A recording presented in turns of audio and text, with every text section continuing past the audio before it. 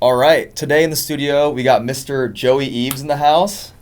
Not only is he my floor mate, but he's also one of my best friends. So, Joey, thanks for coming in today. Happy to be here. Of course, I know you just came from dealing with a lot of stuff with. Am I allowed to say this, the sale of your Sure, business? Yeah. sure. Okay. I didn't even deal with a lot of stuff with the sale of your business, right? So I want to kind of dive into that if you don't mind. I want to dive into just like your journey as a business owner, how you got to San Diego, how EO has helped maybe lift you. Um, so yeah, to start, how about you just tell us more about kind of how you got to San Diego? Start there. Yeah, so I was born and raised in a small farm town in Ohio. Not a lot of opportunity there, and always wanted to get out. So the first chance I did, I left, and I was in the Navy for a few years, and that was actually my first stop was in San Diego. I did boot camp in what is now Liberty Station. And then I went back home for a couple of years, and then I moved to California in '05. But yep, and landed in LA, and then moved to San Diego in 2006. Wow, got it. And how long ago did you start your business? I started my business in 2013, so 11 years ago. 11 years ago. And before you started, you were working as like it was just you and a chainsaw, right? Like just working. Yeah, I worked in the music industry for about 10 years. That's what took me out to LA. Okay. Had a total change of heart and moved to San Diego, needed work. Found someone on Craigslist actually that said, we'll train to climb trees. And I was like, that sounds like fun. So I got into that just like I said, 'cause I needed a job, but I just absolutely fell in love with the industry and the world of arboriculture. But yeah, I started out with just a pickup truck and a chainsaw and my little dog.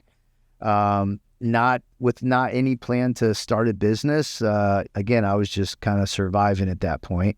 But like I said, I fell in love with it and saw the potential and decided to, make a go at it. So in 2013, I bought my first truck and chipper, hired my first employee, and so on and so forth. That's awesome. Yeah. Such a great story. And how long have you been in EO for now? Yeah. So, kind of piggybacking off of that story, I had hit the ceiling at about just under 500,000, right? Probably my third, fourth year in business, and just couldn't figure out how to grow from there. And I had some friends in the industry. They had tree companies in other parts of the country. And I talked to them, and a couple of them were in EO. And they're like, you should try EO. They'll help you with scaling and, growing your business. And so that's how I was introduced to EO. And at that time, like I said, my revenue was just under 500,000. So I obviously didn't qualify for EO. So I joined the accelerator program. I was in accelerator for 2 years, maybe 2.5 years, and graduated. Was able to scale from just under 5 to 1 million in about 2 years, and then joined EO. And that's when I feel like things really started to take off. Wow. So what did being an EOA really change for you in your business? Like, what did you do different that EOA taught you?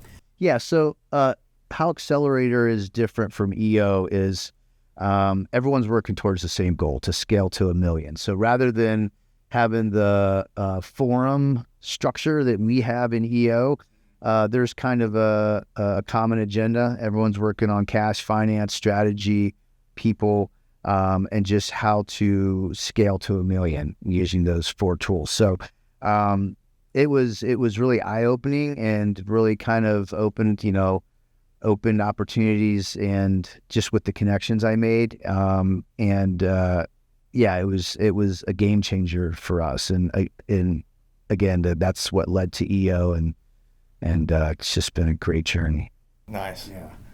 And ever since you've been in EO, what do you think has been like the biggest benefit of being in this organization? Oh gosh, there's so many, but I'd say number one is just the connections, right? The connections you have with people, and not connections like, oh, I got a client out of this, or I got a deal out of this. Those things do happen, but the connections, the deep connections that you get, mostly with your forum mates, because you guys are so close and you're together, and you go deep on a lot of things. You go on retreats, but also just meeting people at different EO events. And I've served on the board for a few years, and made some deeper connections there.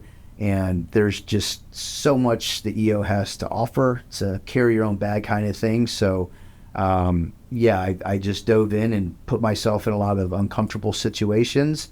And on the other side of that is where the growth is. Nice. Yeah.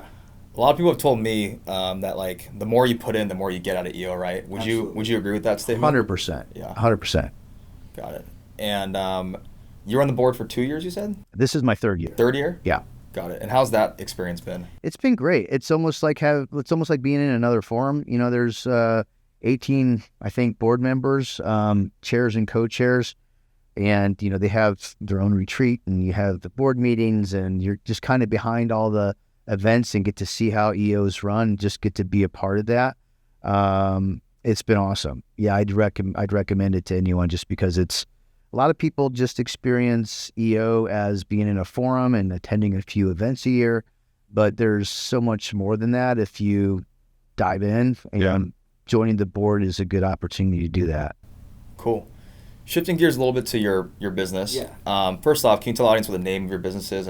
It's Rancho Coastal Tree. Rancho Coastal Tree. Yeah. Got it. And what's your guys' like specialty, or like what do you specialize in the Yeah, we provide arborist services to residential and commercial clients. So anything to do with trees on the maintenance side, that would be pruning, removals, planting, and then we have a plant healthcare department. We do diagnosis and treatment. Very cool. And right now you're in the process of selling your business, right? That's right. I'm sure people that are watching, they want to, get to you where you are and eventually sell their business. What's been like some eye-opening, like, I don't know, like some things you learned from like this whole process of selling your business? Yeah, well, one thing I'll start with is just how we got to this point. So after I graduated Accelerator, and then I was in EO for a couple years, we scaled to about 2 million, and then I was approached by someone in EO who does M&A, and he's always scouring the internet for deals, and he sent me this email, said, "Hey, I saw this tree care company for sale. The numbers look good. Let me know if you want to talk about it." So that's how it got started. And 2 years ago, I ended up acquiring another local company that was a little bit bigger than us, that had a lot of challenges. But here we are 2 years later, and now we're a $4 million company. And that put us in the sweet spot for private equity interests. So that's how we got to this point.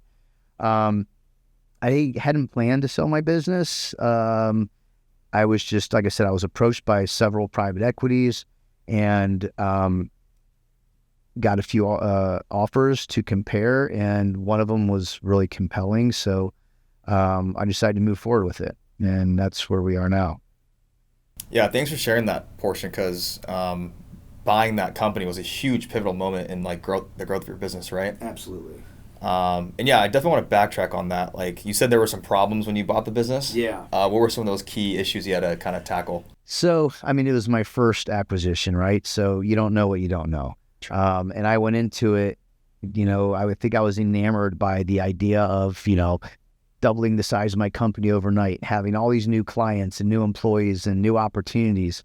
But all of that was seemingly outweighed by the challenges and the hardships that we endured. So I would say, number one, we didn't have an integration team. We kind of had a plan, but that all fell apart. Once you get in there, it's never what you envision, right? So didn't really have a team, an integration team. So a lot of things surfaced right out of the gate that we had to deal with. Another one was just merging two totally different cultures. I worked really hard at the company that I built, creating the culture that we had, and we were like this really tight-knit family. Then when we merged with this other company, and this other company, mind you, has been around for 50 years. So they have employees that have been there for decades.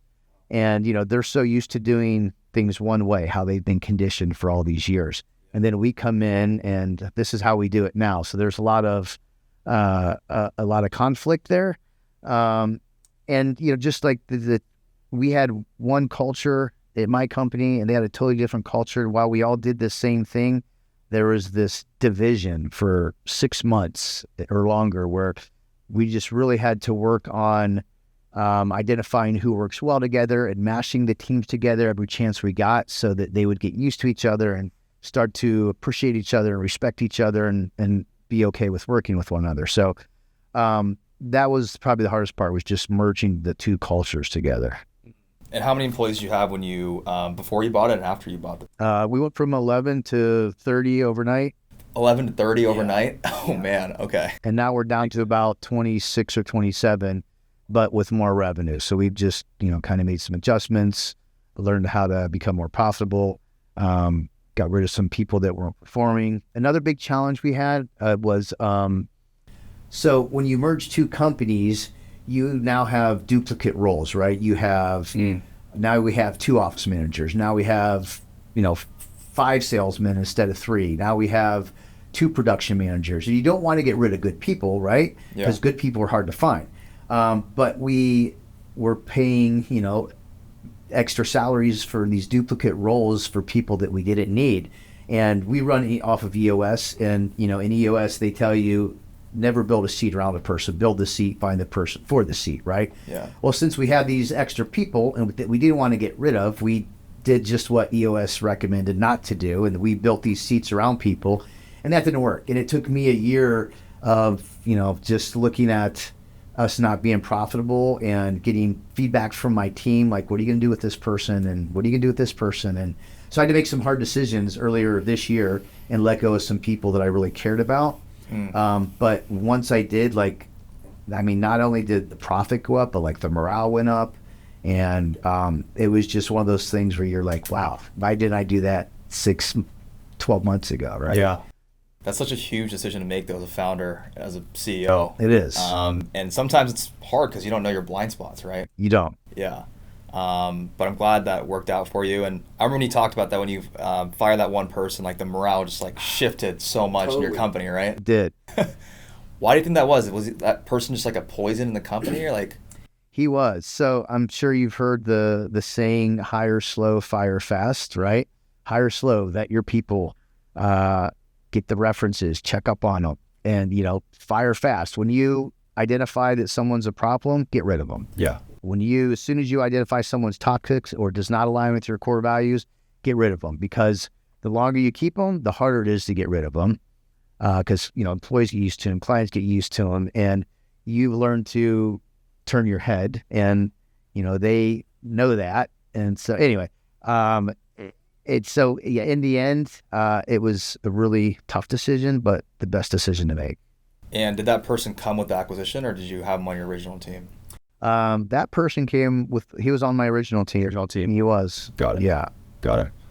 And when you bought the tree care company, was it, just curious, was it mostly debt or was it mostly equity when you bought it, the company? Did you take out a loan to buy the company? I did. I took a loan out. I used Endeavor Bank. Okay. Dan's an EO member here.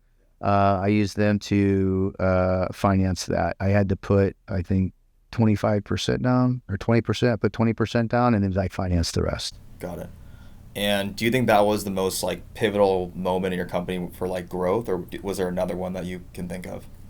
No, that was absolutely, yes. Like I said, we hit our 5-year goal overnight. Doubled in size, doubled in revenue, but also doubled in challenges, right? Yeah. But that was certainly the most pivotal. Cool. Yeah. And what's next for you after the deal's done? Yeah. What's next for Joey Eves? So my commitment to the company that's buying me is 2 years. I have to stay on for 2 years to get the earnouts and bonuses in the equity buckets. But after that, so my wife and I also had a 10-year plan. And that's now a 2 to 3 year plan. So we plan to move to Portugal in 2 to 3 years, and maybe open up a little bed and breakfast with a yoga studio and community garden, and just kind of dump our passions into a project that we can do together at a much slower pace of life. Yeah. And on our terms. Yeah. That's awesome. Super happy for you. Thank you, brother. Yeah. I remember we were at our retreat and we were going over numbers, and you're sitting there these mofos still got to deal with this shit. That's right. That's right. And I was so jealous when when, at that moment. I was like, man, like, I can't wait for that moment too. But I'm sure everyone that's watching has thoughts of selling their business in the future. What's your biggest advice for that person watching, like, in terms of, like, is it the right decision, because that was a huge thing for you. Like, why should they sell versus not sell? Yes. Great question. The first thing for me is just go with your gut. It's got to feel right, right? If it doesn't feel right, then it's not right. Two, have a team. Have a team that consists of a good M&A attorney, good tax attorney, a good CPA, maybe a business advisor, and bring them all in the loop to discuss all the pros and cons. A lot of things that came up for me during this due diligence was the tax burden. And there's a lot of, the devil's in the details, a lot of fine print in these purchase agreements that I don't understand, that I need attorneys to break down in layman's terms for me to understand. So have a team. And then when you do pull the trigger, have a plan and have an integration team. Yeah. Very cool. And you're staying on for 2 more years, you said? That's right. 2 years? Yeah. Got it. And then you're off to Portugal. That's right. Joey, 2 more questions before we go. Yes, sir. It's been a great podcast. For someone that's looking to, take their business to the next level, maybe from 500 to 2 million, what's your biggest advice for that person watching? Get involved. Get involved as much as you can. In organizations like EO, there's Vistage, there's Strategic Coach, there's lots of things like that out there. Find mentors, several of them. And, put yourself in uncomfortable situations, and always surround yourself with people that are much further ahead than you. Surround yourself with people that are the people that you aspire to be, because, the more you're around those people, they're going to rub off on you. Yeah. No, that's really good advice. And last question for you, Joey, is for someone who's on the fence of maybe thinking of joining EO, what are some reasons why that person should maybe decide to actually take the step and truly get involved into the organization? Good question. I think, probably for the biggest maybe reservation for a lot of people in joining EO is the upfront cost, and the annual dues every year. But if you navigate EO correctly, that pays for itself tenfold. I wouldn't have had the opportunity to acquire the other company. I wouldn't have the advisory team that I have to support me through this sale if I didn't have EO. So if you're on the fence thinking about joining EO, just do it. It's amazing. We got it there. Thank you so much for coming to studio. Joey, you're amazing. And wealth of knowledge. I'm sure everyone got a lot of that podcast. So thank you so much for coming in. Thanks for having me. I appreciate it. Of course. Yeah.